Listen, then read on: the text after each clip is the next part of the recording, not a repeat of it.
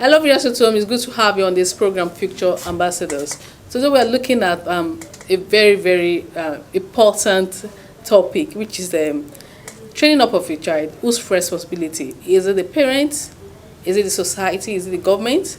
These are much more we want to look at on this program today. I'm having two wonderful guests in this program. I'm having Mr. Godwin Ogunsoya. You're welcome to this program. Thank He's you, a teacher, a parent, so he can tell us more that we need to know about this topic. And I also have a youth in the program. I have Kehinde Amele. You're welcome to this program. Thank you. So, sir, we are looking at the job of training of a child. Whose responsibility? Let me first go to Kenny. Kenny, whose responsibility is it to train up of a child? To train up a child? Well, training a child is not a responsibility of someone. A child, a child has a parent, which is the mother and the father, but it's not just the responsibility of one of them to train the child. Okay. Both of them need to work hand in hand together and train up the child, because a situation whereby a child is going in a wrong way, and maybe the mother is trying to train the child okay, my son or my daughter, what you are doing is wrong, and the father is saying that no, that's right. In that aspect, both of them are not working together. They are not training the child well, so they need to work hand in hand together. So it's both parents is their responsibility. Let me hear from Mr. Ogunsoya.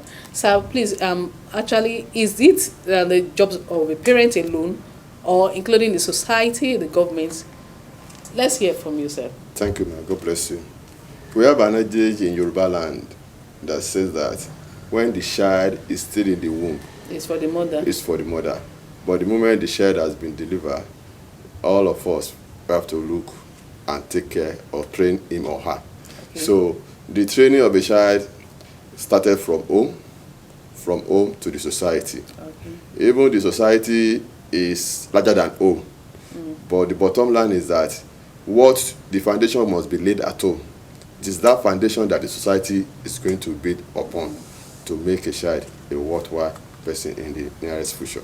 Okay. We've seen the issues in the society these days. We've seen a lot of things going on, and children are not really being taken care of properly. And is it as a result of the ICT, the technology we are having now, or what? Technology contributed to it, and because we have a saying that says you can't give what you don't have. If the society is a good place to train a child, it will have been a better place.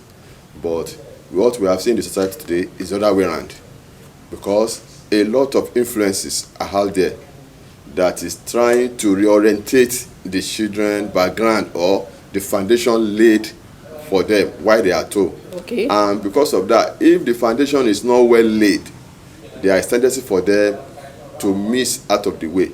Because even if they are properly laid, I think with all these things happening, don't you think they'll still miss it out? It depends on the way and manner the children accepted the training, because we have three types of training or three types of children in the society today. The one that was trained and accepted the training, the one that was trained and rejected the training, and the one that was not trained at all.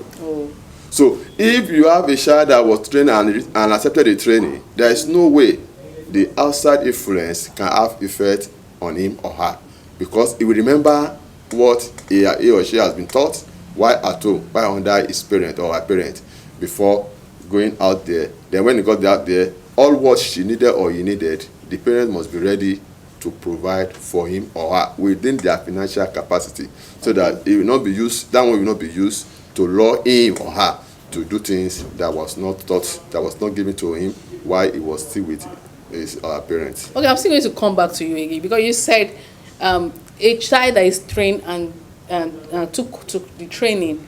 How can we train our children that they will listen to, they will take to the training, that they will not get influenced by the pressure that is outside in the society? Thank you, ma'am. The first thing we need to do is that we can't do it without God.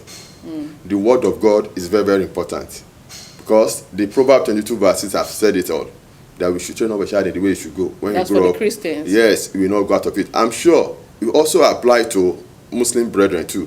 they have some portion in their Quran that we highlight the roles of parents and the mother in training the children. So if the two of them have done their own work properly, then there won't be anything called bad parenting. Because, and one thing I want us to know is that parents are the first role model the children is going to have contact with. Okay. So what we do in their presence matters a lot. Yeah. So most of the children we have these days, they are copycats.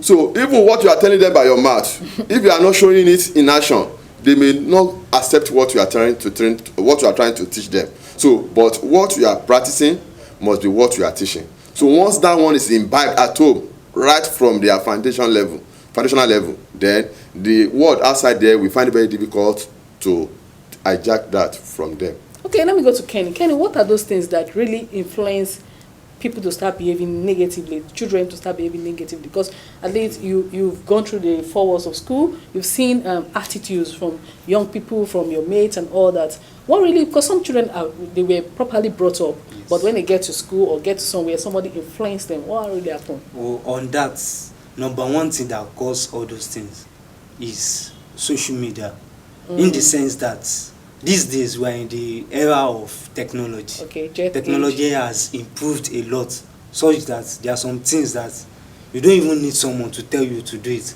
But based on what we see on social media, we imitate such. Okay. An example of that is that these days, children, they are even more high technological, they know more about technology, okay, and social media than even their parents.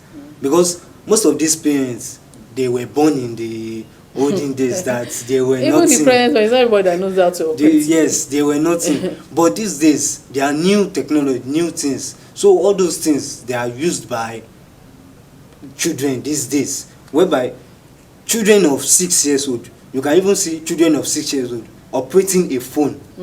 In that aspect, what do you expect from an older person? But children these days, most of the things they do, they are on social media, they are TV, cartoons, because children, they like cartoons a lot. Some of them, you will see them watching a cartoon now, and by tomorrow, that thing that they watch, you see them practicing it.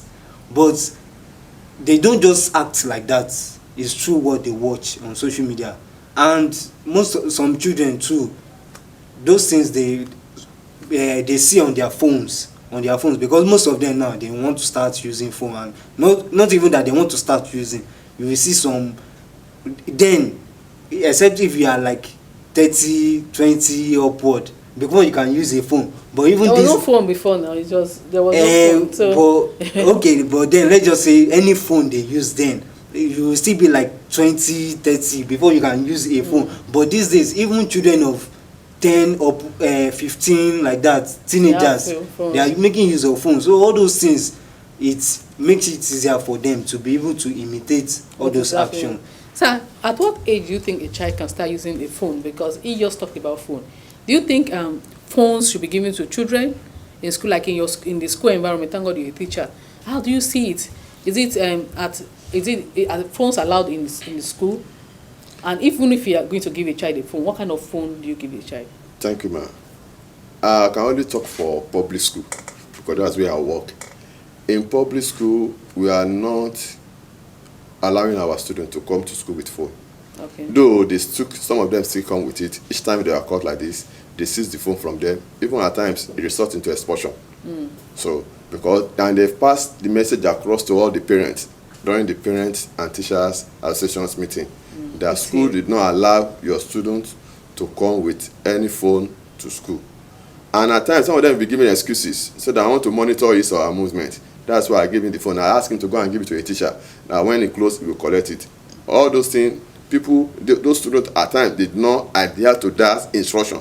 They took it to the class and will be causing distraction in the class. So the best time you can give your child a phone, a telephone or handset is after passing out of secondary school. And another thing that happened in the course of just two years ago, the issue of COVID-19. They are resorted into online teaching.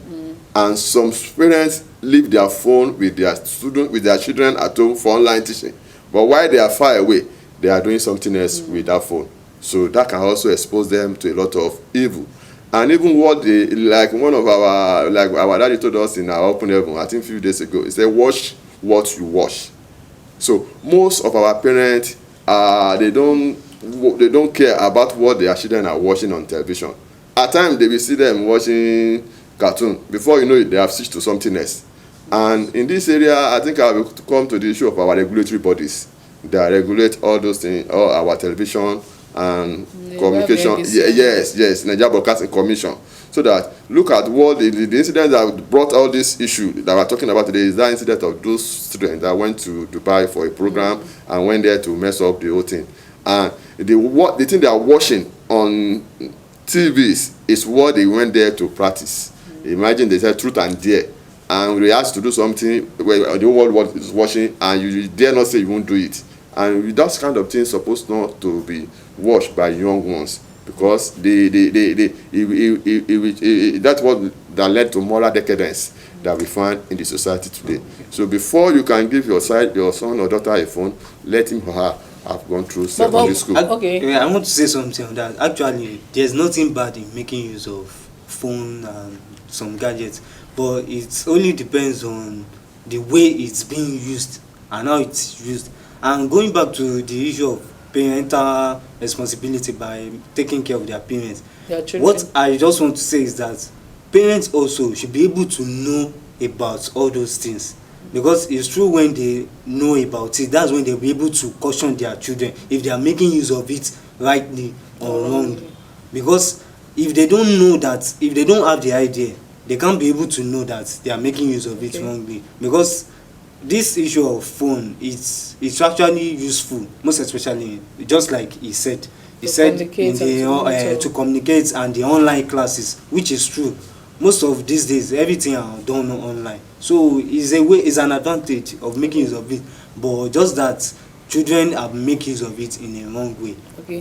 So do you think, are you in agreement with what you just said? Because you said, in a way, that parents who should even know what is happening on the social media too. They should even have idea of how to operate it, different media pages and applications and all that. Yes. Yeah. You see, it's good that way, because once you are conversant with those applications and the way and manner the phone is being used, you'll be able to curtail all their excesses. Thank God for technology. This thing can also be curtailed with technology. All those phones given to them can be tracked. So if they did something that is wrong, you quickly know from your own side, from your own end, that they are trying to go to they are trying to go to somewhere you have not allowed them to go to. All those things, you can block it on their phone. Even on this television too, if you don't want them to watch DSTV on your cable TV, you can block it. But not many of them know how to do it. So if they know how to do it, they can curb their excesses. So all those issues that the wrong use of phone will not arise. So if that one can be curtailed, then you can make, because with these days you can't do any teaching, you can't learn without talking of ICT. Yes. Because ICT enhance their capacity. And it's making it easy for them to understand. What people see, they can easily get it immediately. Not that we are going to be teaching abstractly. So when you are teaching them in abstract, they will not be able to get it. But once they are seeing it in picture, and they can also see it through their phone and all other media, they quickly they will quickly grab that thing you are trying to teach them. Yeah, because even in years back, yes, I think even WAEC and all those things, people used to write WAEC for 3 times, 4 times, and all that. But now you see a child sit for WAEC immediately and he pass it. I believe it's the help of ICT. Yeah, the ICT is helping too, because these days now you will see all those past questions and answers on internet. Even before you get to class, you can practice them. Gone are the days that we'll be looking for questions here and there. Before, when we are growing up, before we can see a past question, we will be looking for it for more than 2-3 months. But this day now, we just within 2 seconds. The internet has you are making you get all those things. It has their learning, but at the same time, all those things that can make them to use it in the wrong way, we need to curb it by trying to do what? By tracking those handsets or those appliances you are giving to them, so that they will not go to the site they're supposed not to go to. Okay, now let's go back to the issue of taking care of a child. We're looking at this teacher aspect, parent-teacher. most parents these days, they used to say, oh, the teachers did not do their responsibility. The teachers, why didn't the teachers see them when they were misbehaving or go somewhere else or do something else? Or why did some of the parents will even complain again? Why do you have to beat a child? Why do you have to do this to the child? You know. So what actually do parents want from the teachers? Thank you. And what are the things that teachers are supposed to give to children? Thank you. You see, we are in the era of shifting of responsibility. That is what I see in this scenario. Because there are some roles that teachers will not play for parents. There are some roles parents will not play for teachers. You see, there are some parents today, they are just looking for where to dump their children. Neglecting their own responsibility in the name of looking for daily bread. And you see them taking them to hostel, and they will think they cannot do for them at home because they are paying the school and they want the teacher to do it. But there are some things that are expected from parents. Don't shift your responsibility to teacher. Teacher is there to teach them. At the same time, they will teach them moral too.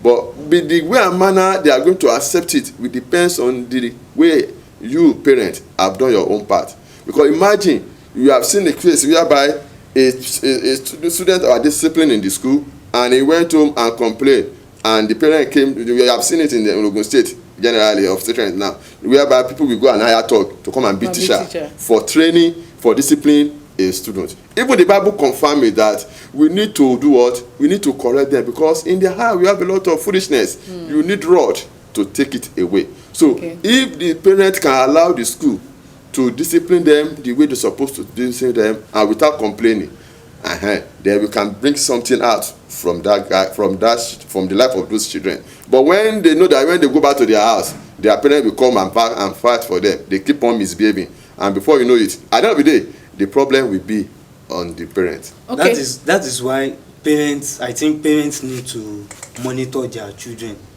because when parents monitor their children and give them attention, they ask them that, oh, children, come here, what did you do in school today?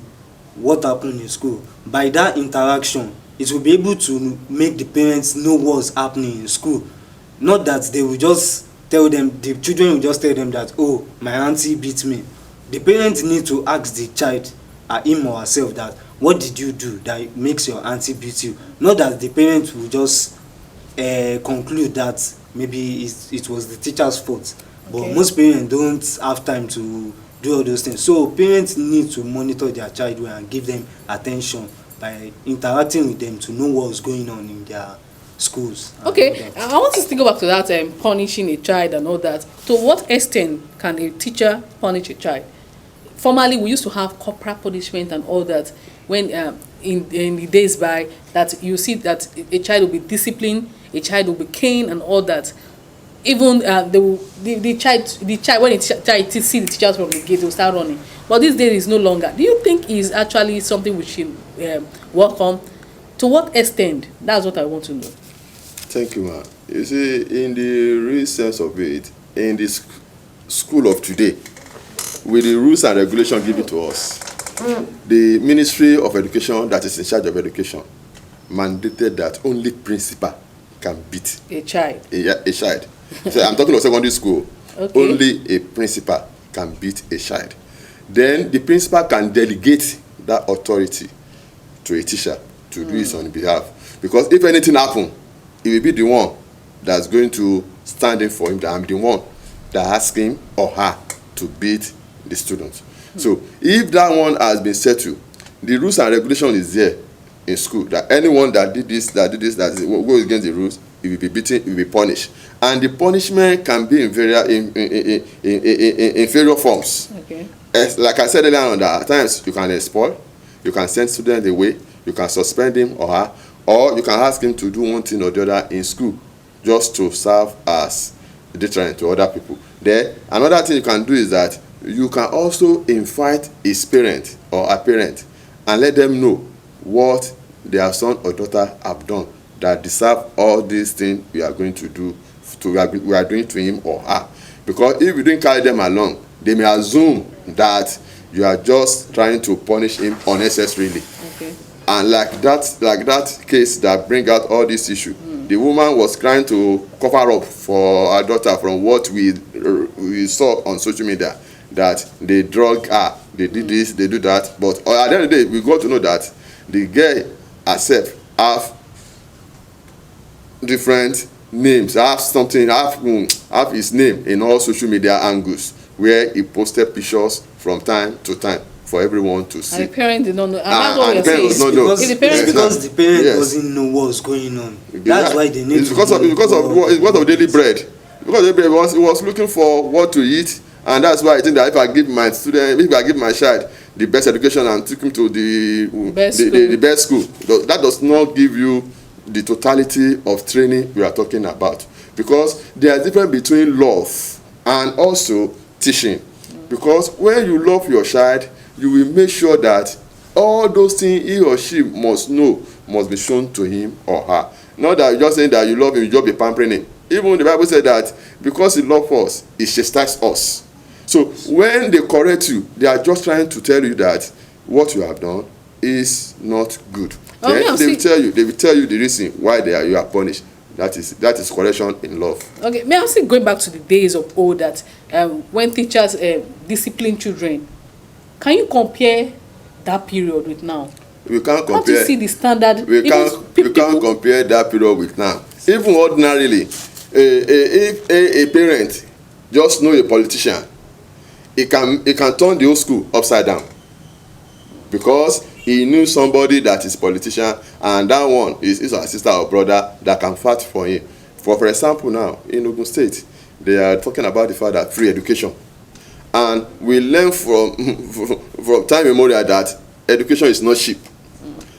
So if there is need for them to do something and that requires little amount of money, and you ask them to pay, the next thing you see them doing is they start calling Abeokuta, calling people in politics that they are collecting this, they are collecting that, and petition here and there and be causing trouble in the school. So that is why at times you find the school administrator handicapped to do what they're supposed to do, because when the money is not there to run the school as expected, and you are not expecting them to use their money to run the school, so there is little they can do. Though the bulk of all things falls on the government's hand.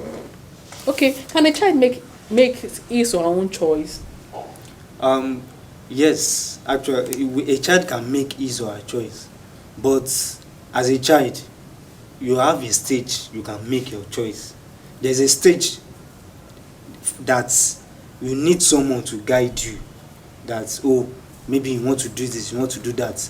There is someone that is supposed to guide you, that, okay, this is how to do it, this is how to do it. And the someone is the parents themselves. Parents need to guide their child to an extent, but a child will definitely grow up as an adult. But when a child is a teenager, the person needs guidance. Okay. But when the child gets to a stage, the child can make his or her choice. Okay, sir. Can we allow our children to make choices? You know, when they are growing, sometimes, because when you start monitoring, like, don't do this, you don't even know the ability of that child. Can we allow our children sometimes to make choices? It depends on the area we are talking about. For example, now, when you are talking of career, I will allow them to make their choices. Because the best thing is that you know those children themselves know where they are good. It's just that you are going to compare them because you want to be the mother of doctor or the father of doctor. You now compare them to go to science class. No. Allow them to make their choice based on the area of their interest. So in that area, I can allow them to make their choice. With guidance. Yes. But when it comes to things that you know that it's not good, and this person is going to it, you won't allow them to make that choice. So what do you have to tell people at home, youth that are already miss it, or maybe they are living their life the way they feel, like they just feel, oh, nobody can correct me and all that. Okay. I can live my life the way I want. My advice for youths or young people, children, young people, is that they should try to listen to elders' correction, and most especially their parents, because their parents are their guidance as far as they are in this world. Their parents are their guidance. They should try and listen to them, because their parents are in life before them. They didn't come before their parents. Their parents came before them, so they have more experience than them. So my advice is that youth should and children should try and listen to their parents to do the right thing. Okay, so your message for parents at home that think, oh, nobody can correct my child, or they just feel money can solve everything.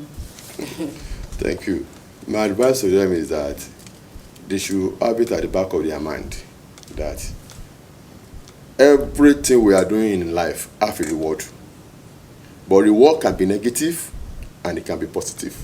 So if they give their children the good training in the fear of the Lord, they will get the good reward at their old age. If they give them the other way around, they will also get their reward, which is negative, in their own age, in their old age. But my prayer for all the parents is that all the children that God has given to us will not bring shame to us in Jesus' mighty name. Amen. So we must be alive to our responsibility as father, as mother, so that as a caretaker, we will not be judged by this God that gave them to us to take care of. Thank you very much. Thank you for coming. And thank you, viewers at home, for being there. We have heard it from our guests in the studio. Try and be up and doing in your responsibility. Don't neglect your responsibility, because, like you just said, if you fail, you'll be questioned at the end of the day. And until we come your way again on the same program next week, bye-bye.